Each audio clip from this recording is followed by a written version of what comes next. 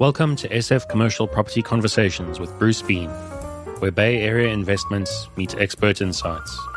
Get ready to unlock the strategies of commercial real estate success. All right, folks, today we have Mike Litton on with us. And Mike, it's great to have you. I just want to hear the history of how you got to where you are. You're now in San Diego. You came from Oklahoma. So give us a little cue about how that all happened. So I was 13 years old, and my father ended up had a job with a company called Maaco, M-A-A-C-O. It's a franchise, body shop franchise. The body shop, yeah. Yep. And he, what happened was he was with the company for a couple of years out of Oklahoma, and they flew him all over the U.S. and Canada to put in these Maaco centers. And they told him, they said, you're going to do that for a couple of years, live out of a suitcase kind of thing, and then we're going to put you after a couple of years, we're going to put you in a region that you're going to be in charge of. So they put him in charge of the Texas, Louisiana region, and my parents were in escrow on a house in San Antonio, and they ended up at the last minute deciding that they were going to move my dad to California. And so the moving van was on its way to Ponca City to come pack us up and take us. And my parents said, hey, by the way, we're moving to California. And I said, no, we're not. And they said, well, why were you saying no? No, we're not. Well, at the time, I had been farming with my grandfather for 4 years. And I was in the throes of farming. I wanted to farm for the rest of my life. I didn't want to go to San Diego. I didn't want to go to California. I wanted to stay. And so my parents negotiated a compromise, and the compromise was I wasn't emancipated, right? I was 13, okay? Not 18, right? Yeah. So I was just full of myself, apparently, right? So my parents said, why don't we do this? Why don't you come out to California for school? So you come to California to live with us and go to school. And then when you don't have school, every day of summer you can spend in Oklahoma farming. Deal. Yeah. So the day summer started, the day after school was out, I got on a plane and flew to Oklahoma. Now there were a couple of years where harvest was early, and I actually came back early. So I took my finals early, the whole thing, got out of school a couple of weeks early and went back to Oklahoma for harvest. So that did happen a couple of times in that time. But I farmed with my grandfather for 9 years. And one of the things that had to happen was for me to come back the very last day of summer, my mother was going to have to go register me for class at the local high school, which she did. And then she called me and she said, you had an elective that I had to pick, and I picked speech class for you. And I said, Mom, I don't have a lisp. I don't have a stutter. I don't have any speech impediments. I don't think I need to be in a speech class. And she said, well, it's not that kind of a speech class. It's a public speaking class. Okay. And she said, and I said, no, not doing it. Not doing it. And she said, I'll tell you what, just try it. Just try it. Yeah. If you don't like it, you can drop it. Okay. But just go to a couple of classes and see, right? So I go, and the instructor is this crotchety man, really grumpy. His name's Mr. Roach. Mr. Roach. Mr. Roach, R-O-C-H-E. Mr. Roach, R-O-C-H-E. Okay. And people wanted to call him Roche and all that. And he's like, no, it's Roach, right? and he was about as appealing as a Roach. I mean, he was just grumpy and right. And so he said, I want you to write a speech about your favorite movie, and I want you to get up in front of everybody and do the speech. Oh my goodness. I had stage fright like you can't believe. I thought I was going to pass out. Okay. I don't know how hard my heart was beating or how fast I was breathing, but it was bad. I was so nervous. I mean, imagine I'm a teenager, right? I'm 13 years old. Right. And I'm standing up in front of this class of people that I don't know.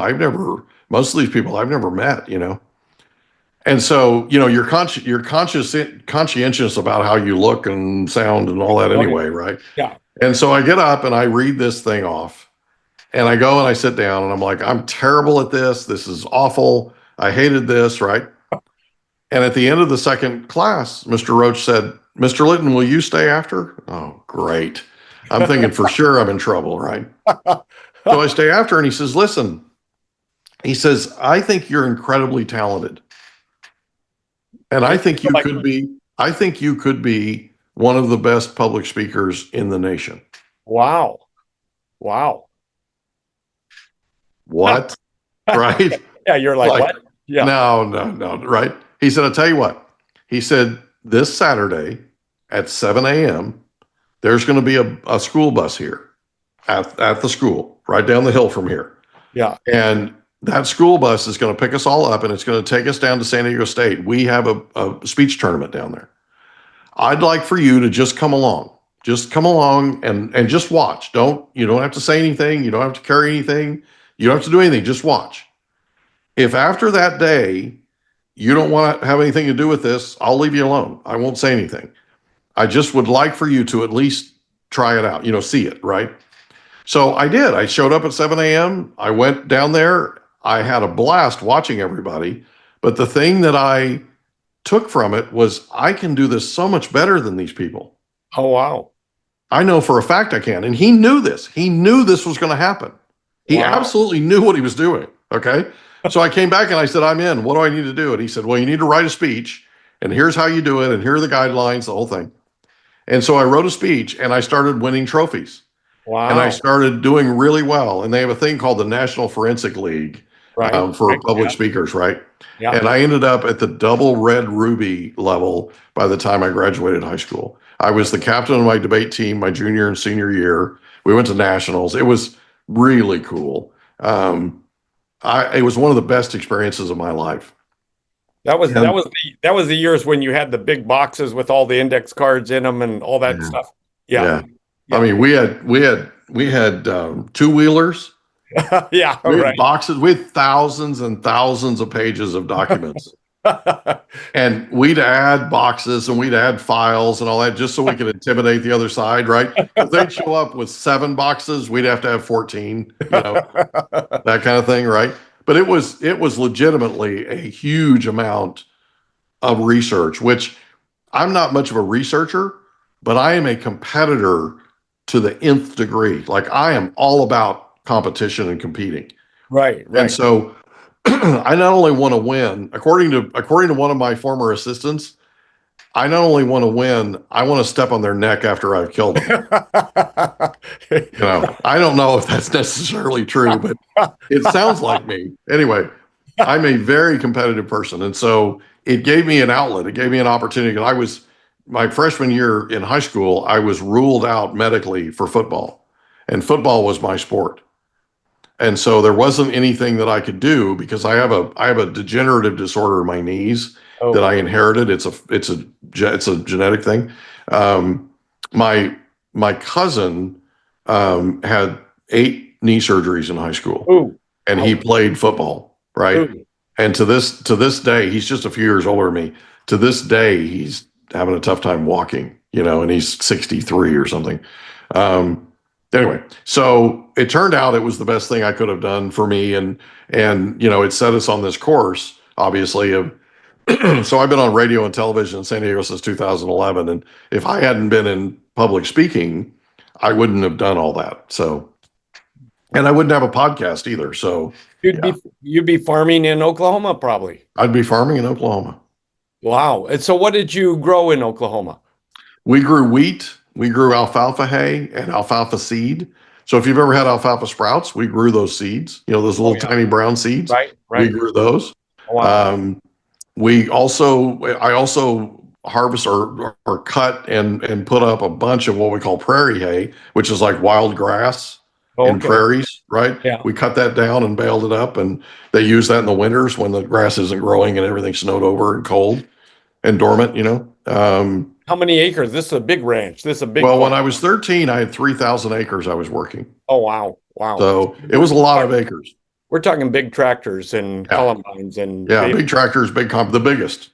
Yeah, right. So I drove my grandfather's 1970 model 4020 Wow. and it had a buggy top on it. It didn't have an air conditioning or any Yeah, of that right, stuff like right. they have now, right? And so I was working ground out at his home place, and one of the young neighbor farmers apparently drove by and saw me out there. And so we go to the local sales barn, and we walk in, and one of those farmers said, Herb, we saw your grandson out there baking in the sun, because the buggy top had been torn and it was on back Oh, order and all oh that. no. We Oh, saw him out there baking in the sun. When are you going to take some of that? When are you going to take some of that oil money of yours? And because he was an oil man, he had 11 oil wells. He said, when are you going to take some of that oil money of yours and buy him a proper tractor with an actual cab on it with an air conditioner, right? My grandfather turned around and said, listen, if I'm embarrassing you all, I'll run that thing at night. oh, that is good. Yeah. So, have you been watching Landman? I have. I've loved every second of it. Oh my God. Every second of it. I Billy grew up in Bob. the oil patch. Yeah. So Yeah. what happened was my grandfather's a true American success story. He grew up as a sharecropper. He had an eighth grade. He stopped halfway through his eighth grade, and had to go to work because the Great Depression was coming, and he had to support the family and all that kind of thing. And Right. he lived through the Great Depression. Okay. Yeah. My grandfather found, after a lot of years of working, found a piece of property in northern Oklahoma. He's from southern Kansas. In Oh, northern Oklahoma, just over the state line, that was under 3 feet of water. whoa. Well, when you buy farmland and it's under 3 feet of water, you can't farm it. No, too wet. Okay. There's nothing you can grow that, right? Right. So commercially, right? Yeah. So my grandfather took his tractor and a two bottom plow, so two blades, Oh, yeah. Okay. and Right. he carved out a series of ditches so that Wow. every time it rained, even heavily, every time it rained, the property would actually drain. Fantastic. So he bought it, and everybody laughed at him because he was the guy who bought the property with 3 feet of water standing on it. Okay. But with his eighth grade education, he figured out how to set up this series of ditches. Okay. Carve it out, Yeah. and it would drain.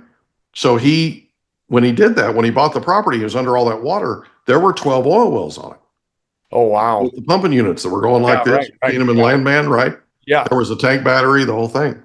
So he buys the land, nothing. The oil wells are just there. They're already there from previous owner. So he doesn't have anything to do with that. He buys the land. He pays off the mortgage as fast as he possibly can because he doesn't trust banks because of the depression. Okay. Oh, right. Right. So Yeah. the banker keeps coming to him and says, hey, I need you to buy more land. I need you to go buy something. I need you to buy some cattle. I need you to do something that I can loan money to you. We make money loaning money. That's how we, right? That's our I need you job. to go do something. You paid off your mortgage, right? So my grandfather is sitting one day in his breezeway in his favorite chair, and this man comes out and he walks up and he says, are you Mr. Harden? He says, yes. He says, I'm from the oil company that owns the mineral rights in all these oil wells, these pumping units and everything. And he said, I'm coming to you as a courtesy. We're legally required to give you notice that we're going to cap all the oil wells. We're going to take the tank batteries off, the pumping units, everything, and we're going to scrap them. They're going to salvage them. Yeah. My grandfather said, well, why? And they said, well, we've hit some other oil wells that are much more producing. They produce a lot more. These Right. aren't worth our time anymore. Granddad said, well, what are they producing?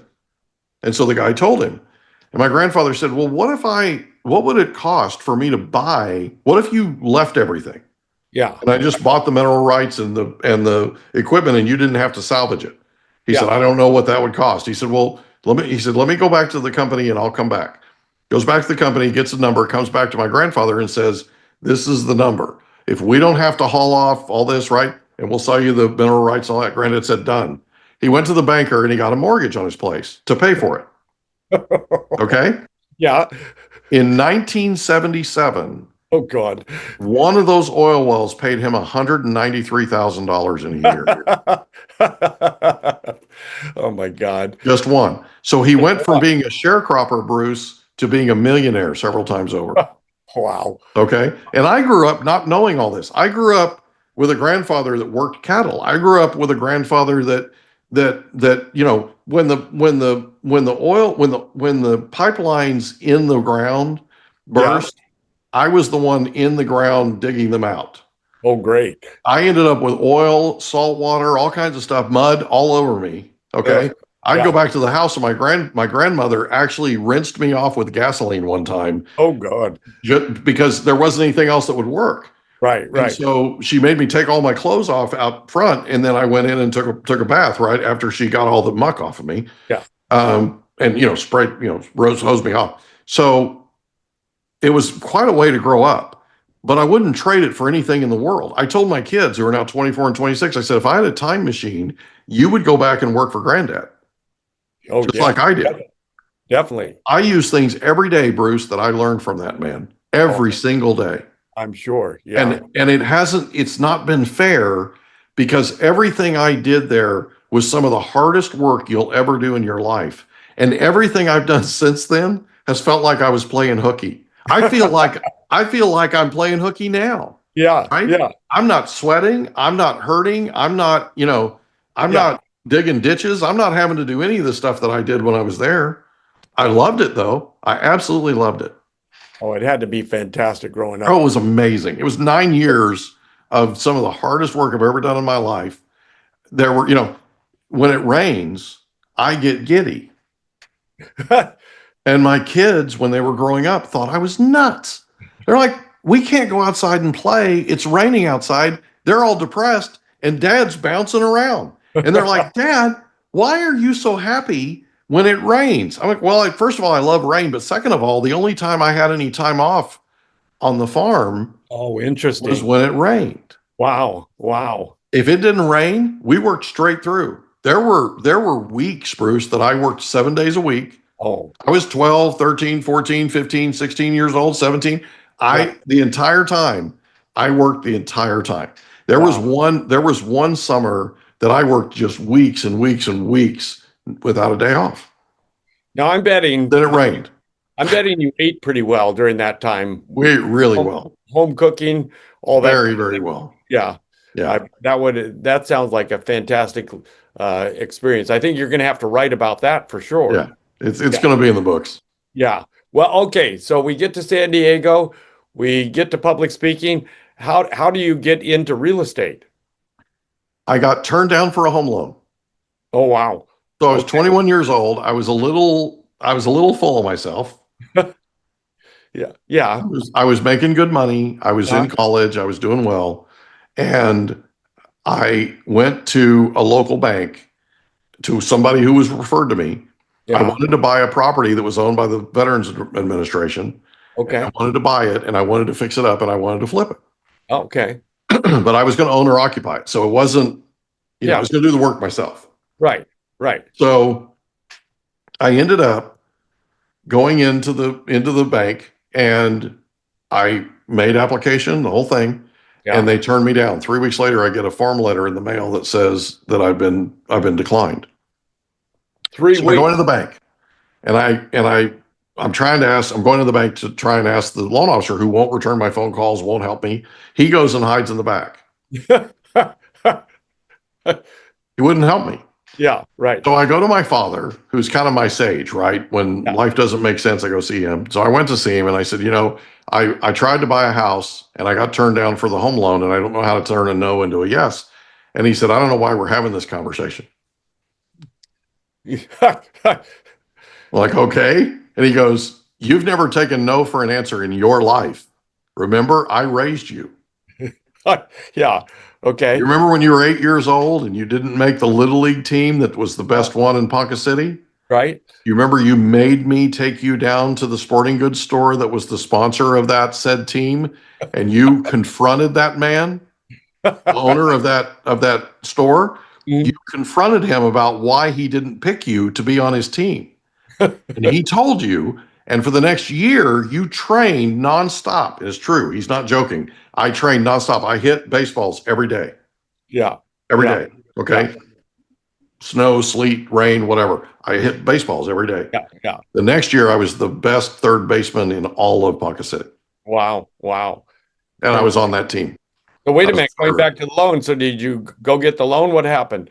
So I took what he just told me, that I never took no for an answer, Right. to mean that I needed to go get my license and find and do what that guy was doing, because I Ah, could do a much better job than him. right. In today's dollars, I've funded over $1 billion in home loans. Okay. Right. I was one of the best in the business. Yeah. And January of 2000, I'm in the building industry. I'm a builder rep for a mortgage bank. Okay. All right. I'm in the top 0.5% nationwide in production. I have like close to 300 loans in my pipe, and they're all purchase loans. They're all new homes, the whole thing. I go to the Building Industry Association dinner that they do every January called the Bull and Bear Dinner. Oh, Bull interesting. gets up and talks about how wonderful everything's going to be. The bear gets up, talks about how terrible everything's going to be. These two in January of 2000 agreed on one thing. They couldn't agree on the color of the sky, Wow. but they agreed on this, that we were running out of permittable land in San Diego County. Oh, interesting. So I was a very large fish in a shrinking pond. Yeah. Okay. Right. And I had a baby at home, and I had one on the way that came in June 16th. Okay. And so I got a chill from head to toe. I needed to diversify. Within 12 months, I was an approved franchisee with Keller Williams Realty, and I was starting a Keller Williams office Oh, wow. Wow. as a lender. As a lender. As a lender. So you're no longer with Keller Williams? No, sir. I left Keller Williams in 2018 or 2020. Yeah. Yeah. Okay. All right. And went out on your own or whatever. Yeah. Yeah. Okay. So here we are, and now you're starting your first house flipping work. Well, I've been helping other flippers, Yeah. but now I own the company. Now it's time you're going to do it yourself. So you're Yep, in the and we're midst of- closing on our first one tomorrow. That's fantastic. So off you go from here to there. Yep. And then you're also in the midst of writing books and doing Yes. podcasts. Yes. So I started a podcast a couple of years, or almost 2 years ago. August 15th will be 2 years ago. And I started it because I always knew I'd have one. When I've been on radio and television since 2011 out here, and I dearly loved getting people's stories. When I was on radio, they'd bring people in cold off the street. And I told myself that when I had a podcast, which I always knew I would get people's life stories. We'd go deep. Okay. And so that's what we do. We're up to 332 episodes. We have 330 some, life stories on tape. And some of them are billionaires, some of the most successful people in business. Some of them are just regular people that you'd never know had these wild stories. And it's been a lot of fun. It's really been interesting. That's fantastic. Well, we could go on for another couple days. I think we're going to do a flip-flop here. I'm going to be on your podcast. Sure. But for now, where can people get a hold of you when they want to find you, Mike? Probably the easiest way is LinkedIn. Okay. All right. So LinkedIn, just type in Mike, Mike, and then Litton. All of my contact information is there. So if you go to my profile on LinkedIn, connect with me, but you can also click on my contact info, that drop down there. Right. And it actually has my phone number, and it actually has my email address. So you can get a hold of me from there. So what's the name of your podcast? It's the Mike Litton Experience. There it is, the Mike Litton Experience. So if you can't find Mike, is that a website also? It is, MikeLittonExperience.com. All right. Well, we are going to talk again very, very soon, or whenever it works out for our schedules. But I look forward to continuing the story, as we say. It'll be awesome. Thanks, Bruce. That's a wrap on today's journey through the SF commercial real estate scene. Ready to share your story? Visit sfcommercialconversations.com/guest. Your insights could lead the next conversation.